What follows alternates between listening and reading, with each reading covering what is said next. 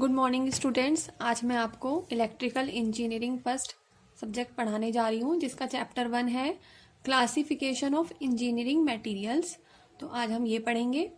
सबसे पहले हम जानेंगे मटेरियल क्या होता है। जैसे कि इसका नाम है मटेरियल, यानी कि किसी भी चीज़ को बनाने के लिए जो हमें सामग्री चाहिए होती है उसे हम मटेरियल कहते हैं। तो इसको हम इस तरह से डिफाइन करते हैं, a substance that can be used for making और डूइंग समथिंग। किसी चीज को बनाने के लिए या कुछ करने के लिए जो हमें सामग्री की सामान की आवश्यकता होती है वही हमारा मटेरियल कहलाता है। एक और तरीके से हम डेफिनेशन दे सकते हैं, ए सब्सटेंस और mixture of substance that constitute an object.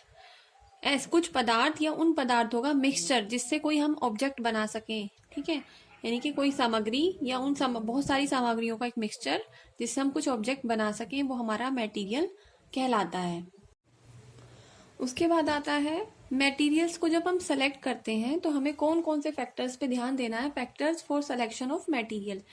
ठीक है, जैसे हमें कोई ऑब्जेक्ट बनाना है, हमारा कोई प्रोजेक्ट है, हमें कुछ बनाना है, उसके लिए हमें बहुत सारे मटेरियल की ज़रूरत होती है। तो मटेरियल को सेलेक्ट करते समय हमें किन किन बातों का ध्यान रखना होता है। नंबर 1 होता है क्वालिटी।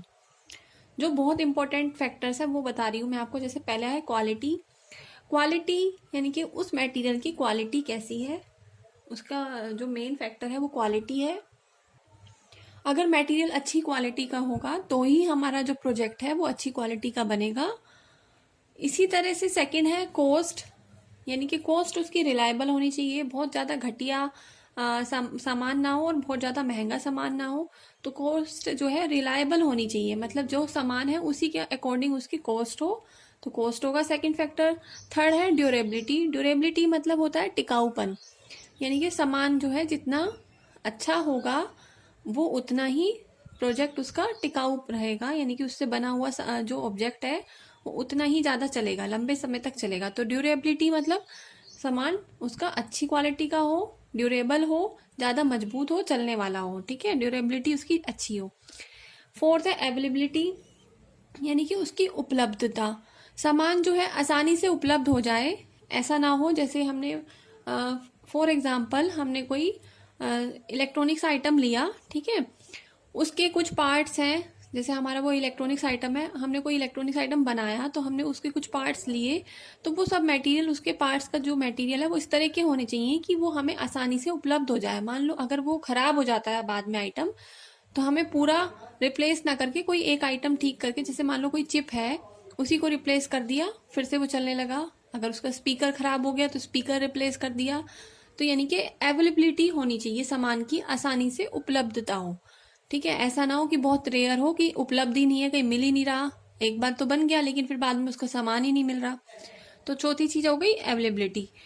फिफ्थ होती है अट्रैक्टिविटी। अट्रैक्टिविटी मतलब जो हमारा देखने में प्रोजेक्ट है वो अट्रैक्टिव लगे, तो उसका डिजाइन, वो डिजाइन आप अपने हिसाब से सोच सकते हैं कि किस शेप में वो अच्छा लगेगा, किस तरह का हम उसको शेप दें, कैसा बनाएं। ठीक है, तो वो उसकी अट्रैक्टिविटी होगी, कितना आपको अट्रैक्टिव आपको दिखाना है प्रोजेक्ट।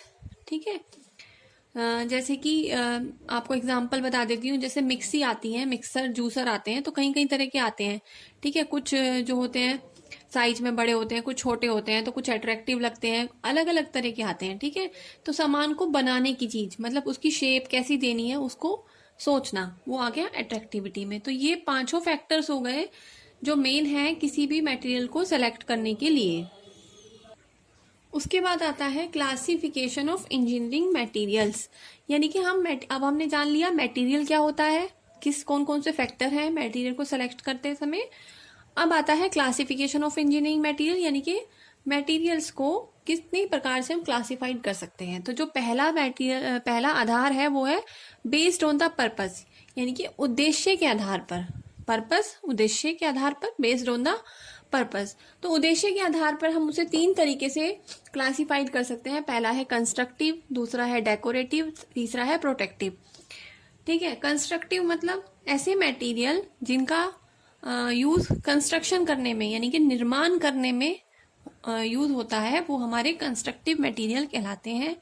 जैसे कि ईंट, पत्थर, चूना, रेत, सीमेंट आदि। ठीक है, तो ऐसे मटेरियल जिनका यूज कंस्ट्रक्शन करने में होता है वो हमारे कंस्ट्रक्टिव मटेरियल कहलाते हैं। दूसरा है डेकोरेटिव मटेरियल, तो ऐसे मटेरियल जिनका यूज हमारा डेकोरेशन करने के लिए होता है वो हमारे डेकोरेटिव मटेरियल कहलाते हैं, जैसे कि पेंट, वार्निश इत्यादि। ठीक है, पेंट करते हैं जैसे, तो वो डेकोरेट करना हुआ। थर्ड आता है प्रोटेक्टिव मटेरियल, जिसका काम संरक्षण करना होता है, यानी कि सुरक्षा करना, संरक्षण करना। जैसे हम ईंट की दीवार पर सीमेंट का प्लास्टर कर देना, ठीक है, तो उससे उसकी सुरक्षा हो गई। तो प्रोटेक्टिव मटेरियल्स में ये सब आते हैं जिनका काम होता है संरक्षण करना। उसके बाद आता है second, based on engineering fields, यानी कि इंजीनियरिंग फील्ड के आधार पर कितने प्रकार के होते हैं, तो कई प्रकार के हैं, जैसे कि electrical engineering materials, mechanical engineering materials, civil engineering materials, electronics engineering material, chemical engineering material. तो पहला जैसे है इलेक्ट्रिकल इंजीनियरिंग मटेरियल्स, यानी कि जो ऐसे मटेरियल जिनका यूज इलेक्ट्रिकल, विद्युत क्षेत्र में होता हो, इलेक्ट्रिकल इंजीनियरिंग में होता हो, वो इलेक्ट्रिकल इंजीनियरिंग मटेरियल कहलाते हैं। जैसे कि फ्यूज हो गया, वायर हो गया, ट्रांसफार्मर हो गया, ये सब इसमें आते हैं। सेकंड है मैकेनिकल इंजीनियरिंग मटेरियल्स, यानी कि जिनका यूज मैकेनिकल इंजीनियरिंग के फील्ड में होता हो, वो हमारे क्या कहलाते हैं, मैकेनिकल इंजीनियरिंग मटेरियल कहलाते हैं। जैसे कि औजार हो गए, स्टील हो गया, प्लास्टिक, ठीक है, ये सारे चीजें, लोहा, ये सब मैकेनिकल इंजीनियरिंग में आ जाता है। थर्ड है सिविल इंजीनियरिंग मटेरियल, यानी कि जिनका उपयोग सिविल इंजीनियरिंग में होता है। सिविल इंजीनियरिंग में क्या होता है, जैसे कि भवन का निर्माण, पुल का निर्माण, तो इनके लिए क्या चाहिए होता है, हमें ईंट, सीमेंट, पत्थर, ये सारे मटेरियल आते हैं सिविल इंजीनियरिंग मटेरियल्स में।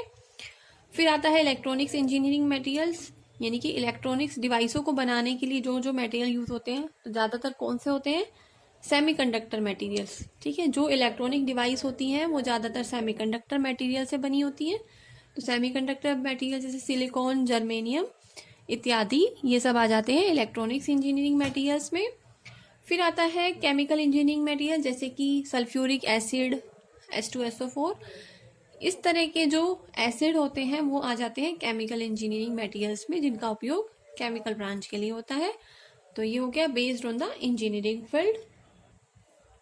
उसके बाद थर्ड आता है based on the state of materials, किसी मटेरियल की स्टेट के आधार पर तीन प्रकार के होते हैं, सॉलिड, लिक्विड एंड गैस। ठीक है, तो सॉलिड, लिक्विड और गैस में आ जाता है, जैसे कि जो सॉलिड होते हैं, सॉलिड समझते हैं जैसे पत्थर हो गया, ठीक है, वो सॉलिड में आ जाता है। लिक्विड जो लिक्विड फॉर्म में हो जाता है, गैस जो गैस फॉर्म में होता है। तो तीन स्टेट होती हैं, जिसे आपने फिजिक्स में पढ़ा होगा, तो ये सब उसमें आ जाते हैं।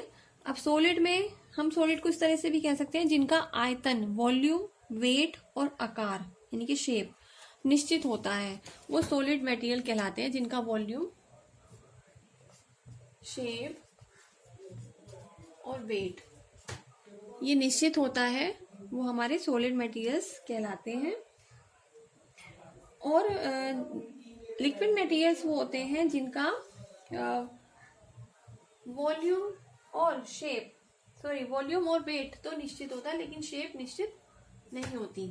ठीक है, यानी कि लिक्विड की कोई शेप नहीं होती, उनका वॉल्यूम निश्चित होता है और वेट निश्चित होता है, लेकिन शेप निश्चित नहीं होती, तो वो हमारे लिक्विड मटेरियल्स हो जाते हैं, जैसे कि पानी, तेल। उसके बाद आता है गैस। गैस वाले मटेरियल वो होते हैं जिनका वेट तो निश्चित होता है, लेकिन ना उसका आकार निश्चित होता है, ना उसका वॉल्यूम निश्चित होता है, यानी कि ना वॉल्यूम होता है, ना शेप होती है, लेकिन वेट निश्चित होता है, वो हमारे कहलाते हैं गैस मटेरियल्स, जैसे कि ऑक्सीजन, नाइट्रोजन, कार्बन डाइऑक्साइड आदि।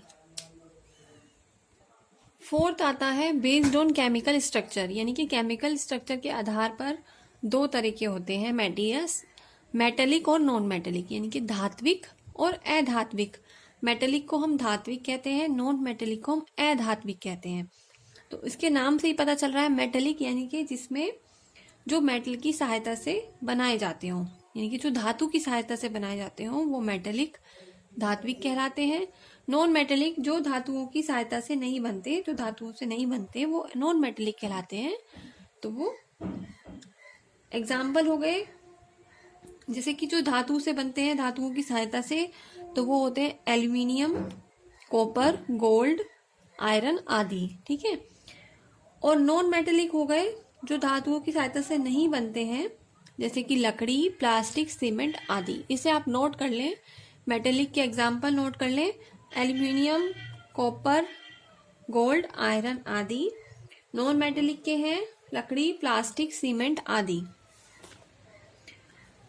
अब उसी तरह से मेटेलिक भी दो तरह के होते हैं, फेरस और नॉन फेरस। फेरस का मतलब होता है लोह, ठीक है, यानी कि फेरस मेटेलिक मटेरियल, लोह धात्विक मटेरियल।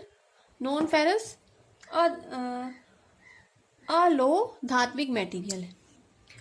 फेरस यानी कि लोह जिसमें लोहा हो, और नॉन फेरस जिसमें लोहा नहीं हो, ठीक है। आयरन से लोहा यानी कि आयरन। तो ऐसे मटेरियल जिनमें आयरन होता है वो फेरस कहलाते हैं, जिनमें आयरन नहीं होता है वो नॉन फेरस कहलाते हैं। ऐसे कौन कौन से हैं इन्हें भी आप नोट कर लो। जिनमें आयरन होता है जैसे कि निकिल, कोबाल्ट, आयरन, स्टील आदि। जिसमें आयरन नहीं होता है वो होते हैं हमारे copper, aluminium, zinc, lead, tin आदि, ठीक है। Zinc, lead, copper, aluminium, tin आदि। उसके बाद आ जाता है नॉन मेटेलिक। ये भी दो तरह के होते हैं, ऑर्गेनिक, इनऑर्गेनिक। जिसमें कार्बन होता है वो ऑर्गेनिक कहलाते हैं, जिसमें कार्बन नहीं होता है वो इनऑर्गेनिक कहलाते हैं, ठीक है। तो कार्बन किसमें होता है, जैसे कि पॉलीथीन, नायलॉन, रबड़ आदि, इनमें कार्बन होता है, ये ऑर्गेनिक कहलाते हैं। और कार्बन किस में नहीं होता, जैसे कि ग्लास, सिलिका आदि, इनमें कार्बन नहीं होता है, ये है इनऑर्गेनिक कहलाते हैं। तो ये आपका फर्स्ट चैप्टर का एक पार्ट पूरा हो गया। सेकंड पार्ट के लिए दूसरी वीडियो है।